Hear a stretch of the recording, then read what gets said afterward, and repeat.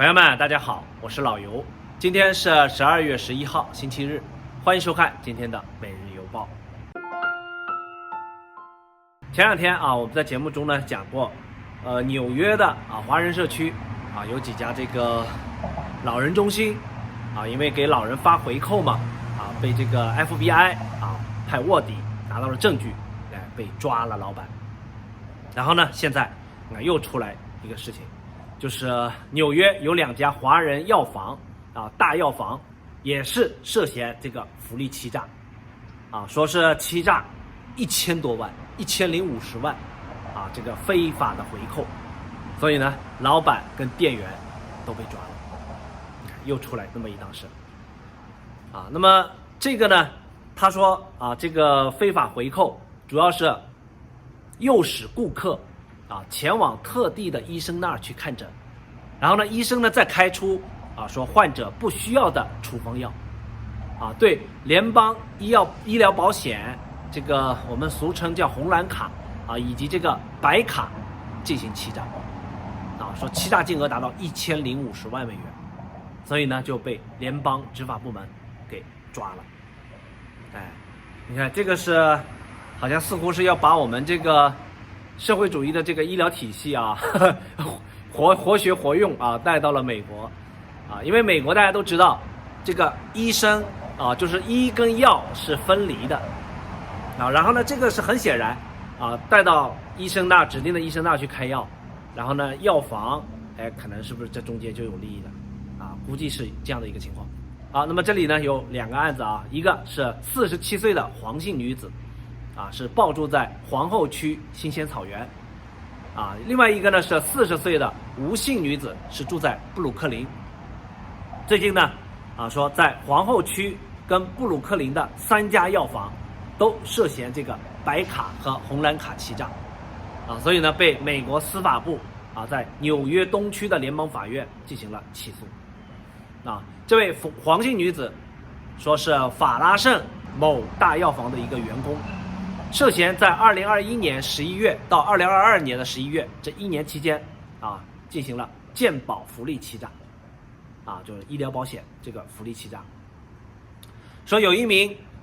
持有红蓝卡的顾客化名呢叫 CS 在去年11月份的时候就到他们的药房呢去买药，然后这黄姓女子跟这个药房的员工呢就跟他说如果呢你用处方买药就可以获得现金回扣，就是或者是呢你现金不要的话超市的礼品卡也可以就是交换他的这个非处方药 OTC 这个卡里面的福利说这个 OTC 卡里面好像他每个月是有固定的150美元的这个额度，好像是可以用来买药的这是福利联邦福利应该是如果你用不完下个月可能清零了，所以说你看你白白清零了你看这就用这种方式把它花掉，是这个意思。那么还有一次说这个 CS 这个顾客他呢在去年的12月8号去另外一家药房买药，然后店员呢就问他说你是不是要去看看这个你的脚足科去看足科医生，然后这位顾客说我这脚没病后来呢在怎么说情况下吧好说这个劝说店员呢就陪他去找了这位这个医生，他们指定的一位足科医生去看了然后呢医生就跟他说你在这里看病就可以获得非处方药的福利或者是超市礼品卡而且呢还说你有没有病这不是你说了算是我们说了算，你看我们说你有病你就有病你的脚就有病脚有没有病不是你自己说的然后呢这位顾客他说我的脚没病脚也不疼，然后呢医生最后就给他开了说你这个你脚有病就是灰指甲就给他开了药然后呢就到这个某大药房就开了这个止痛贴嘛到这个药房去拿药一到了药房以后，这个黄姓女子就给了他150块钱的这个现金，还有呢非处方药的储值卡。你看这就是回扣，实际上通过这一系列其实这里面具体细节我们不知道他怎么操作的反正这肯定是违法了啊。后来呢，这个 FBI 的这个探员，就逮捕了这位黄姓女子，啊，这肯定是这里面肯定是有证据了啊，没准又是派卧底了，而且呢还搜查了他工作的这个药房，啊，这是其中的一个案例。好，另外还有一个案例是在布鲁克林啊8大道的某大药房啊，那布鲁克林8大道啊也是这个华人区啊，那我们就简称它吧啊，叫8大药房吧，好吧，好记一点啊。老板姓吴啊，是位女性。今年2月份啊，这个联邦检察长办公室呢对这个药房进行了调查，啊，说他呢从2018年1月到2022年的7月份，向顾客开出了啊很多不必要的处方药，啊，比如像什么酒精棉球啊、止痛药啊等等啊，很多。啊，这里面呢有一个案例，说有一位老人啊，今年的1月14号啊，他呢去这个8大药房买药，这位吴姓老板呢就告诉他啊，只要交换非处方药卡的这个福利啊，可能是不是就是那个 OTC 那个什么卡里面的啊，就可以获得155美元啊，以及2块钱的这个店内的这个使用额度，你下次去可以消费的，可以抵券啊。老人家一看，这有钱，就按照他们的那个去做了，去看了一名足科医生啊，又是看脚，估计这个是有合作的啊，合作单位啊。尽管呢说他多次告诉这个医生啊，我的脚我的腿没病，脚没病啊，但是呢医生说啊，你的脚有病啊，你的脚呢水肿，就给他开出了酒精棉球啊的这些处方就开出去了。然后呢老人家就到了8大药房，去了以后就拿到了代金券，拿到了牙刷礼品啊。其实你看啊，有没有病不重要啊，重要的是人家医生说你有病，你就有代金券拿啊，就有回扣拿。然后呢，这个司法部就开始调查啊，指控这2人涉嫌多次给顾客非法回扣以及贿赂啊，向病患进行贿赂啊，开出了不必要的处方，所以呢被这个纽约东区联邦法院现在进行了起诉，涉嫌健保福利欺诈。现在2个人被抓了啊，说2个人交了15万到25万这个保释金啊，现在呢正在等待上庭，还没有开庭啊。说如果要是罪名成立啊，最高可能能判10年吧。说这个在法拉盛啊，在这个布鲁克林8大道啊这些药房里面，除了拿回扣之外啊，礼品卡之外啊，说纽约的很多华人药房啊，还有说可以买药换电器啊，买药换大米啊，什么都可以换啊。所以我现在想起来了啊，原来在纽约的时候，你看我们去也是法拉盛的药房嘛啊，拿药，医生看完以后去法拉盛的药房拿药啊，拿药的时候我们一进药房啊，大家进去过的应该知道啊，就像个小超市一样啊，里面是应有尽有啊，各种电器啊，什么大米啊，什么其他的好多生活用品啊，有很多啊，原来是干这个用的。好，那么根据法院的文件显示啊，说部分健康保险啊，就是医疗保险公司啊，为这个白卡跟红卡持有者啊，就是他们每月的这个 OTC 卡啊，我们刚才讲的就是啊，说里面呢是有一定数量的这个信用额度的啊，其实这个额度呢，这个钱是可以用来购买止痛药，还有什么糖尿病的药啊、助眠剂跟维生素等一些非处方药品。啊，就是像我们有点像国内的那种医保卡里面的这些啊，可以买药的那个钱啊，如果你这个信用额度用不完，下个月就会清零，下个月就重新计算，又给你150啊，所以说很多药房呢就把这个当做借记卡使用，你看你不用完下个月也没了啊，所以呢就给你开药呗，是不是啊？所以很多药房呢就开始私下就抢客人啊，就把这个 OTC 卡里面的这个钱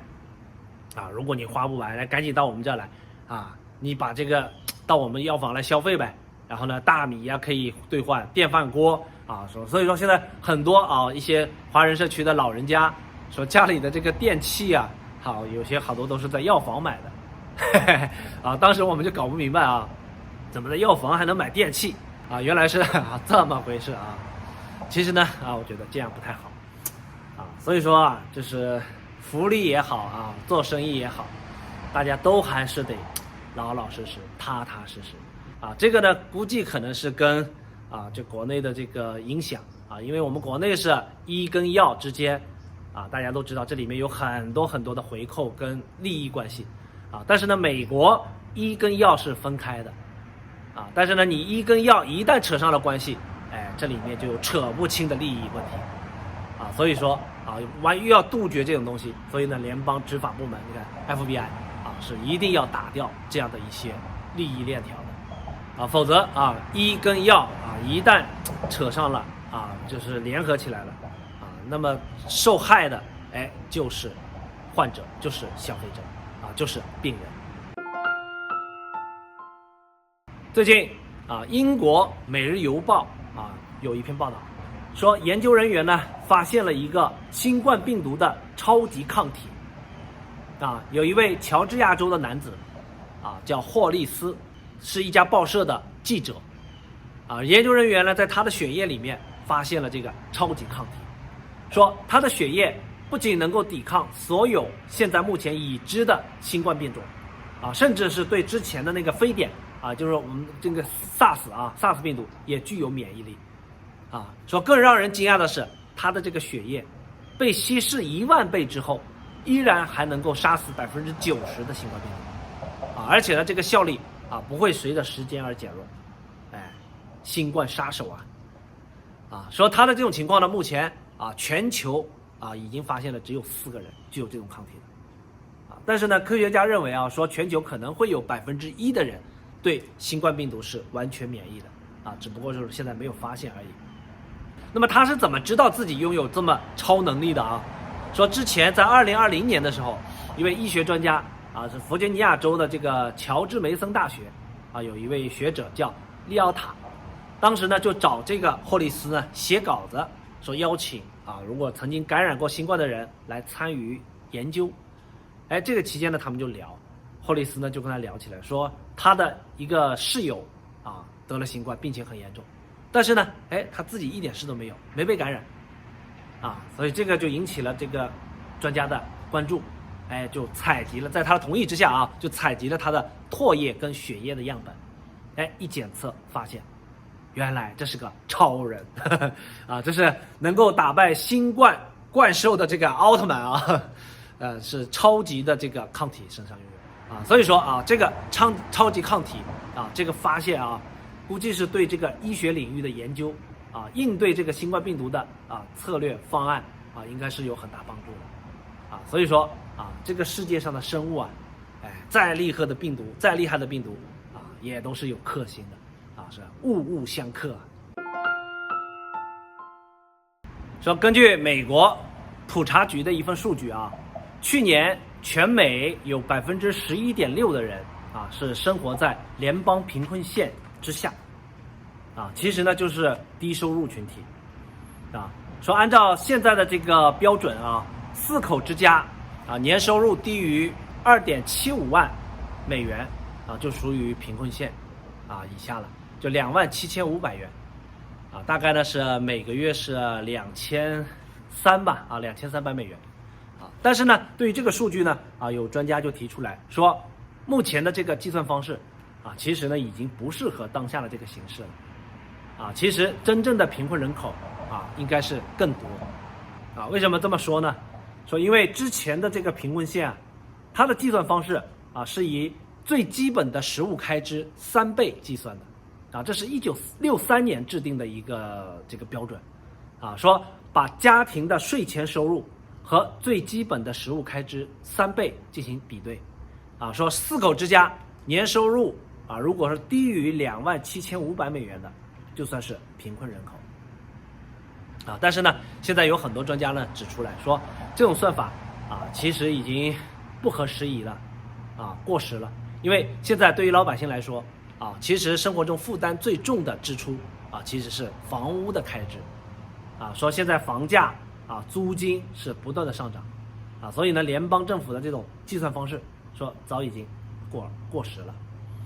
啊，确实啊，我们大家都知道，现在其实，在生活中啊，日常开支中，啊，最大头的啊，基本上啊，应该是住房的支出，啊，至少我觉得住房跟食物的这个开支啊，也至少也是差不多吧，啊，甚至肯定还是有些会更高，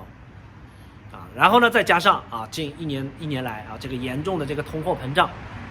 大幅的推升了这个物价所以说这个贫困线如果说再按照1963年的这个标准来计算的话显然是跟时代脱节的但是呢，因为大家都知道这个福利改革它是牵一发而动全身假如你把这个贫困线标准一变，那么低收入人群的所有福利资格都会随着变动，而且这个人数可能会激增。所以说呢，你的住房什么食物医疗等等一系列的东西福利这个资格全部都会变动，而且呢，联邦政府要支出的这个预算可能会大幅增加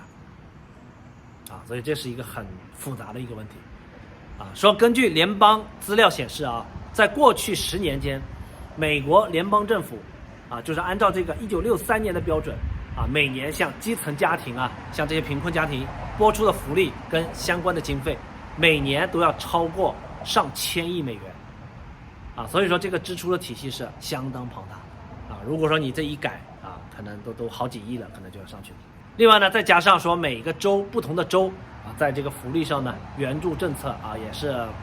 各不相同所以说呢有些专家就担心说，一旦调整了这个计算方法，全国的这个贫困人口肯定人数会激增，然后呢随之而来的肯定就会引发严重的政治后果所以说大家都知道这些政客办事情，一切的他的行事的动力都来自于这个他的政治利益、政治目的所以说呢这个事情很复杂谁都不敢碰这个贫困线这个标准谁都不敢碰可能谁碰谁死触电，所以呢这个推动改革的这个意愿，所以呢就不强我在网上呢我查了一下有一个2022年的一个贫困线这样的一个表格，你看我们刚才说到的是4口之家是27750这里面你看一个人贫困线是13590，两个人两口子是18310，3口之家是230304口我们说了5个人32470，6个人是37190，7个人是41910，8个人8口之家是46630这个都属于，如果说你家里这么些人达到一年只有这些收入的话，那都属于贫困线一旦处于贫困线那么这中间很多的福利都可以由联邦来申请了什么住房以及像这个甚至食物白卡以及像这个医疗那肯定是都可以享受政府的福利那么这个呢大家做一个参考美国的油价终于呢回落了回落到了俄乌战争之前的水平说9号全美的汽油平均价格已经跌回了3.25美元每加仑说预计到今年年底之前可能还会跌破3美元3.25就是全美的平均价其实呢每个州美国每个州的这个油价差距很大的应该是加州可能是最贵我们德州应该是最便宜了吧其实在德州早已经跌破了3美元了我昨天出去在路上我看了一圈应该最高的我们这周边的加油站最高的是2块6毛多最高好像2块6毛9，最低的我看到有2块4毛6的反正这个油价基本上是在2块4毛多到2块6毛多之间确实是便宜了我记得我们去年来的时候，我们去年刚搬到纽约不是刚搬到这个休斯顿的时候是2块8毛多去年那个时候你看俄乌战争还没开始呢其实呢现在已经跌到了俄乌战争当时爆发的以下了这个水平线了说这个加州的跌幅是最大的因为之前加州的油价也是最高的说加州最高的时候可能都涨到了7块多，可能涨到8块钱了，好像是吧每加仑现在不知道现在说是跌幅很大现在不知道加州的油价是多少大家有加州的网友大家可以发来告诉一下我们了解一下至少这个是个好消息吧这个油价一跌希望能够把这个各种物价也都能够拉下来一些因为油价涨万物齐涨嘛油价跌这物价呢应该会跟着往下跌一些吧。好，最后呢再跟大家说一个气象消息最近呢有一股大风暴系统将会袭击美国美国国家气象局昨天10号发出的预报，说一场大风暴将为西部地区带来数英尺的暴雪，从西海岸到北部平原一带都会迎来暴风雪，南部呢可能会出现龙卷风